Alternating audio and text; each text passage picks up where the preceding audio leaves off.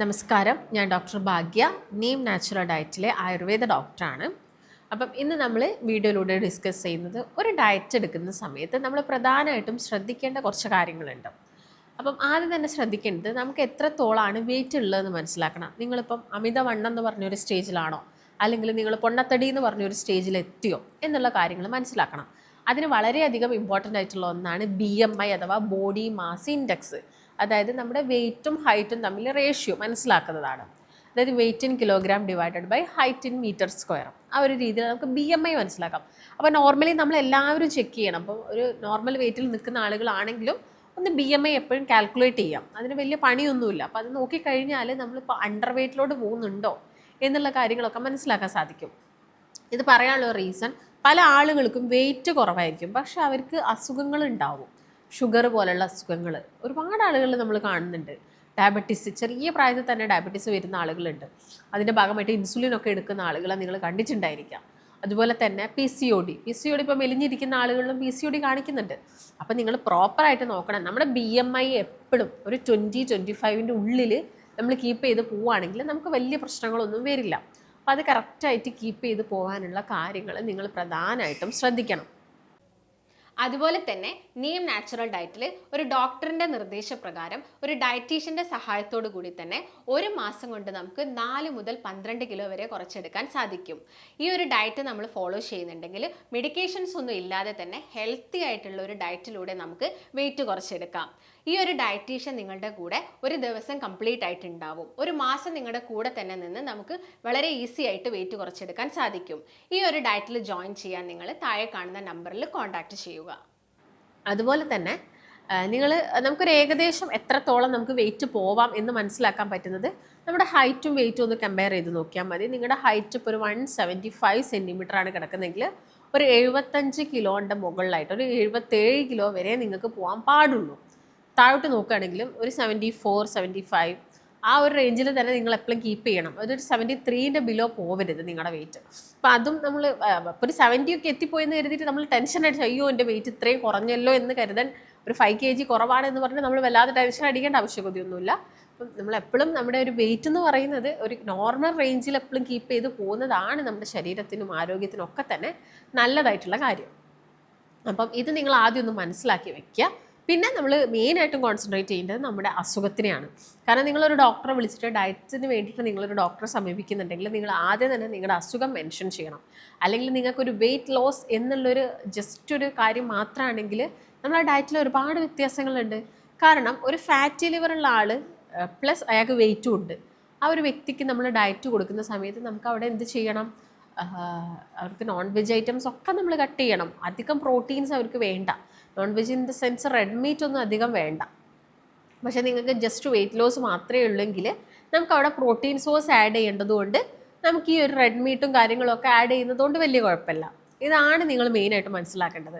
അപ്പോൾ ഇപ്പോൾ ചെറിയ ചെക്കന്മാർ അല്ലെങ്കിൽ ചെറിയ കുട്ടികളൊക്കെ എടുക്കുകയാണെങ്കിൽ പൊതുവേ ഈ വെയിറ്റ് ലോസ് ഒക്കെ സ്റ്റാർട്ട് ചെയ്യാൻ അധികം ആഗ്രഹിക്കുന്നത് കൂടുതലും ബോയ്സാണ്. അവർക്കാണ് ഒരു പ്രായത്തുമ്പോഴേക്കും വല്ലാണ്ട് അങ്ങോട്ട് വെയിറ്റ് കൂടിപ്പോകുന്നത്. അപ്പോൾ അവർ നന്നായിട്ട് കഴിക്കും. അവർ പെൺകുട്ടികളെ സംബന്ധിച്ചിടത്തോളം ഈ ഔട്ട്സൈഡ് ഈറ്റിംഗ് എന്ന് പറയുന്നത് ഉണ്ടാവാം, പക്ഷേ ഇവർ അത്ര ഉണ്ടാവില്ല. അതുകൊണ്ട് ബോയ്സിനാണ് നമുക്ക് നല്ല രീതിയിൽ വെയിറ്റ് ഗെയിൻ കാണുന്നത്.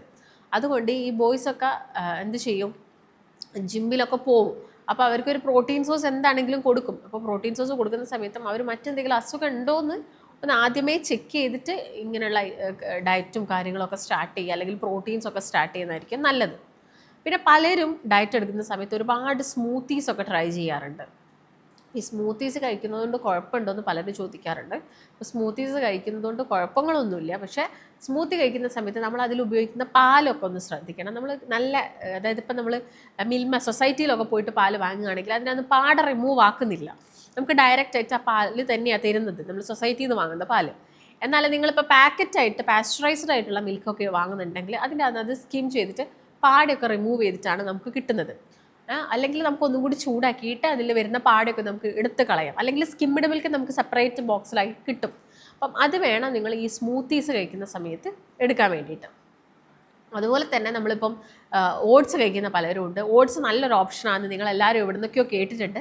പക്ഷെ നമ്മളത് എങ്ങനെയുള്ള ഓട്സ് ആണെന്ന് നോക്കാതെയാണ് നിങ്ങൾ ജസ്റ്റ് ഓട്സിൻ്റെ പ്രിപ്പറേഷൻസ് ഒക്കെ ഉണ്ടാക്കി കഴിക്കുന്നത്.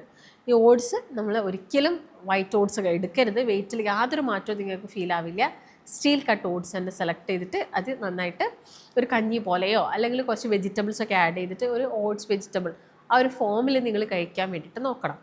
പിന്നെ നമുക്ക് ഇതിൻ്റെ കൂടെയൊക്കെ ഡ്രിങ്കുകൾ ഫോളോ ചെയ്യാവുന്നതാണ്. പിന്നെ ഡ്രിങ്കുകൾ ഫോളോ ചെയ്യുന്ന സമയത്ത് ശ്രദ്ധിക്കണം, ചില ആളുകൾക്ക് ഗ്രീൻ ടീ ഒക്കെ അങ്ങോട്ട് സ്റ്റാർട്ട് ചെയ്യുമ്പോഴേക്കും അവർക്ക് ജസ്റ്റ് ഒരു ടൈറ്റ് ഫീലിംഗ് പോലെ അങ്ങനെയുള്ള ചെറിയ ചെറിയ ബുദ്ധിമുട്ടുകളൊക്കെ പറയാറുണ്ട്. അപ്പോൾ ചെറിയ അളവിൽ മാത്രം, ചെറിയ എമൗണ്ടിൽ മാത്രം ഗ്രീൻ ടീ ഇട്ടിട്ട് നിങ്ങൾ പ്രിപ്പയർ ചെയ്ത് കുടിക്കുകയാണെങ്കിൽ വലിയ പ്രശ്നങ്ങളൊന്നും സ്റ്റാർട്ടിങ് തന്നെ നിങ്ങൾക്ക് ഉണ്ടാവില്ല. പിന്നെ കൊളസ്ട്രോൾ ഒക്കെ ആണെങ്കിൽ നമ്മൾ ഒരുപാട് കാര്യങ്ങൾ ശ്രദ്ധിക്കണം. ചില ആളുകൾക്ക് തൈറോയ്ഡ് ഉണ്ടായിരിക്കാം, അത് അസോസിയേറ്റഡ് ആയിട്ട് കൊളസ്ട്രോളിൻ്റെ പ്രശ്നങ്ങൾ വരാം.